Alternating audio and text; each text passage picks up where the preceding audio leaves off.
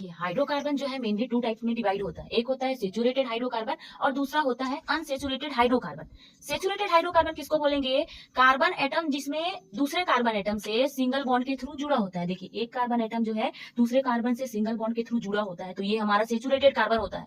और जब carbon atom दूसरे कार्बन से या तो डबल बॉन्ड के थ्रू जुड़ा होता है या तो फिर ट्रिपल बॉन्ड के थ्रू जुड़ा होता है, तो ये हो जाता है हमारा अनसेचुरेटेड हाइड्रोकार्बन। यहाँ पर आप देख सकते हो, यहाँ इस सेचुरेटेड हाइड्रोकार्बन में हम एल्केन्स को ले सकते हैं, क्योंकि एल्केन मींस होता है सिंगल बॉन्ड। यहाँ पर हम अनसेचुरेटेड में ले सकते हैं एल्कीन्स या फिर ले सकते हैं एल्काइंस। मींस सिंगल बॉन्ड हमारा हो गया सेचुरेटेड बॉन्ड और डबल और ट्रिपल बॉन्ड हो जाता है अनसेचुरेटेड बॉन्ड।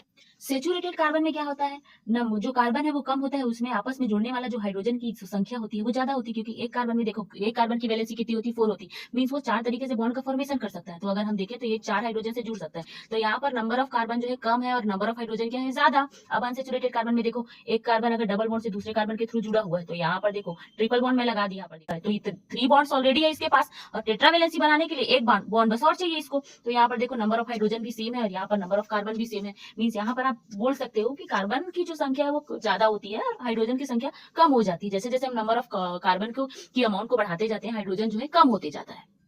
आप देख लीजिए ये लेस रिएक्टिव होता है सेचुरेटेड हाइड्रोकार्बन, क्योंकि बैलेंस कंडीशन में होता है, ये मोर रिएक्टिव होता है। अब एक एग्जांपल देख लीजिए, एल्कीन एल्कीन मतलब सेचुरेटेड हाइड्रोकार्बन के एक एग्जांपल ले लेते हैं हम। मेथेन ले सकते हैं, इथेन ले सकते हैं। मेथ मतलब एक कार्बन होता है, तो एक कार्बन की वैलेंसी 4 होती है, तो वो 4 हाइड्रोजन से सिंगल बॉन्ड से जुड़ा हुआ है।